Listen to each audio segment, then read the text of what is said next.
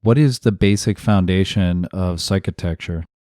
So psychitecture on the broadest level really is a very old idea, and it's a long overdue term.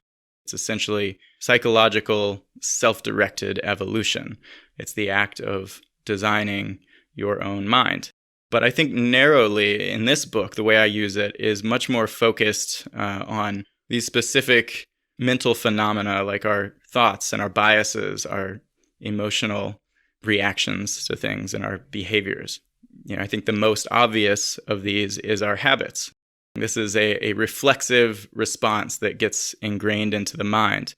I started looking at biases and realizing these are very similar. So we have these reflexive patterns, these mental distortions that essentially are programmed into us and that we are unaware of until we actually step back and examine them.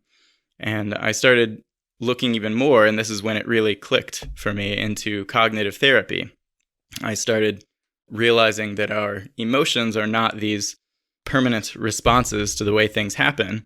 And this idea goes back to, the Stoics. We actually have an opportunity to reinterpret what happened such that it alters our emotional response. So when something bad happens, let's say that someone insults us, right? We can actually pause and reinterpret the insult such that it results in a different emotion. It alters the emotional trajectory. All of these kind of came together to form this interconnected framework that I sort of refer to with the term psychitecture. So when we engage in psychitecture, we are looking at these mental patterns and we're finding ways to rewire them such that we improve our subjective experience over time. The principle of neuroplasticity really shows that our brains are infinitely malleable and adaptable. So we have these pathways that are carved out through our experiences.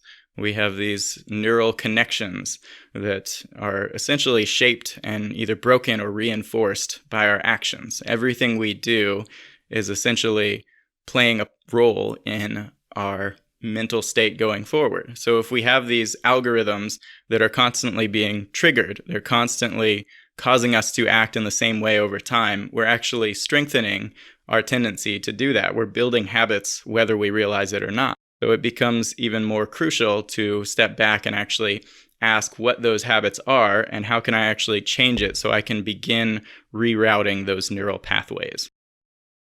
A lot of philosophies have suggested that there's this one core problem at the root of our minds, right? Whether it's our ego or whatever it may be.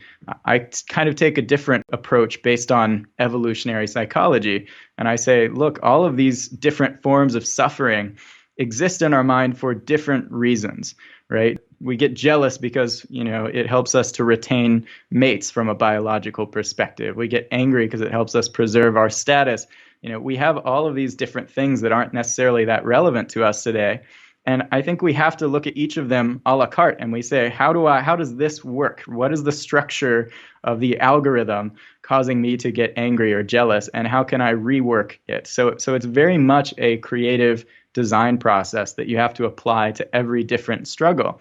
Like I said, you may find when you really observe your emotions that 90% comes from the same mental process. So you have to look at what it is that is preventing you from tranquility, and you have to work on that specific issue and really figure out how it works so you can rework it.